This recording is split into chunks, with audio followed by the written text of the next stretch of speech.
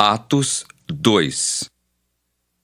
Ao cumprir-se o dia de Pentecostes, estavam todos reunidos no mesmo lugar.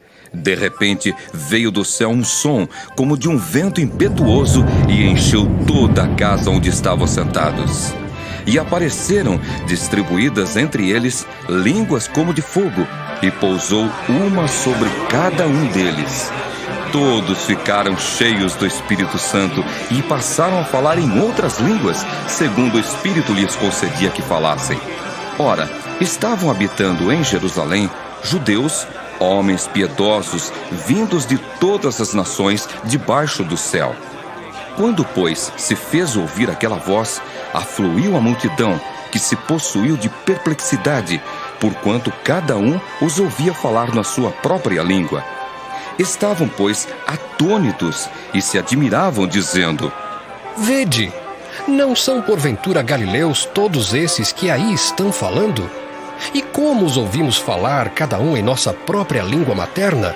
Somos partos, medos, elamitas, e os naturais da Mesopotâmia, Judéia, Capadócia, Ponto e Ásia, da Frígia, da Panfilha, do Egito, e das regiões da Líbia, nas imediações de Cirene, e romanos que aqui residem, tanto judeus como prosélitos, cretenses e arábios.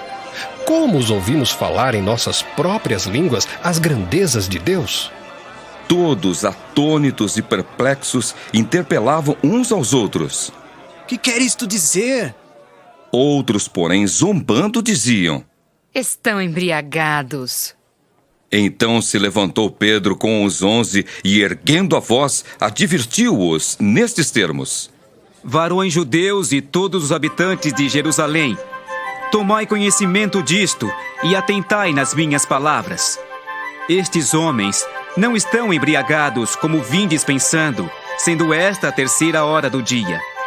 Mas o que ocorre é o que foi dito por intermédio do profeta Joel. E acontecerá nos últimos dias, diz o Senhor, que derramarei do meu espírito sobre toda a carne. Vossos filhos e vossas filhas profetizarão. Vossos jovens terão visões, e sonharão vossos velhos. Até sobre os meus servos e sobre as minhas servas derramarei do meu espírito naqueles dias, e profetizarão. Mostrarei prodígios em cima no céu, e sinais embaixo na terra: sangue, fogo e vapor de fumaça. O sol se converterá em trevas e a lua em sangue, antes que venha o grande e glorioso dia do Senhor. E acontecerá que todo aquele que invocar o nome do Senhor será salvo. Varões israelitas, atendei a estas palavras. Jesus o Nazareno, varão aprovado por Deus diante de vós com milagres, prodígios e sinais, os quais o próprio Deus realizou por intermédio dele entre vós, como vós mesmos sabeis, sendo este entregue pelo determinado desígnio e presciência de Deus, vós o matastes, crucificando-o por mãos de iníquos, ao qual, porém, Deus ressuscitou, rompendo os grilhões da morte, porquanto não era possível fosse ele retido por ela. Porque a respeito dele, diz Davi: Diante de mim via sempre o Senhor, porque está à minha direita, para que eu não seja abalado. Por isso se alegrou o meu coração, e a minha língua exultou.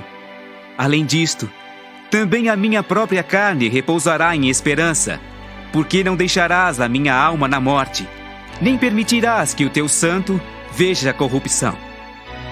Fizeste-me conhecer os caminhos da vida, encher-me-ás de alegria na tua presença.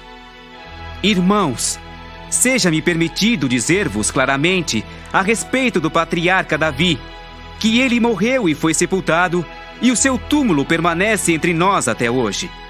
Sendo, pois, profeta, e sabendo que Deus lhe havia jurado que um dos seus descendentes se assentaria no seu trono, prevendo isto, referiu-se à ressurreição de Cristo, que nem foi deixado na morte, nem o seu corpo experimentou corrupção. A este Jesus, Deus ressuscitou, do que todos nós somos testemunhas. Exaltado, pois, à destra de Deus, tendo recebido do Pai a promessa do Espírito Santo, derramou isto que vedes e ouvis. Porque Davi não subiu aos céus, mas ele mesmo declara: Disse o Senhor ao meu Senhor: assenta-te à minha direita, até que eu ponha os teus inimigos por estrado dos teus pés. Esteja absolutamente certa, pois, toda a casa de Israel, de que a este Jesus, que vós crucificastes, Deus o fez Senhor e Cristo. Ouvindo eles estas coisas, compungiu-se-lhes o coração e perguntaram a Pedro e aos demais apóstolos: Que faremos, irmãos? Respondeu-lhes Pedro: Arrependei-vos, e cada um de vós seja batizado em nome de Jesus Cristo para a remissão dos vossos pecados, e recebereis o dom do Espírito Santo. Pois para vós outros é a promessa, para vossos filhos e para todos os que ainda estão longe, isto é, para quantos o Senhor nosso Deus chamar. Com muitas outras palavras, deu testemunho e exortava-os, dizendo: Salvai-vos desta geração perversa.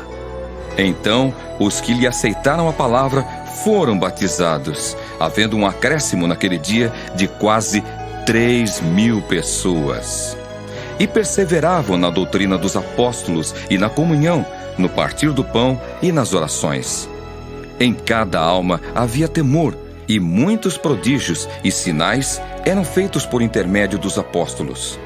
Todos os que creram estavam juntos e tinham tudo em comum. Vendiam as suas propriedades e bens, distribuindo o produto entre todos, à medida que alguém tinha necessidade. Diariamente perseveravam unânimes no templo, partiam pão de casa em casa e tomavam as suas refeições com alegria e singeleza de coração, louvando a Deus e contando com a simpatia de todo o povo.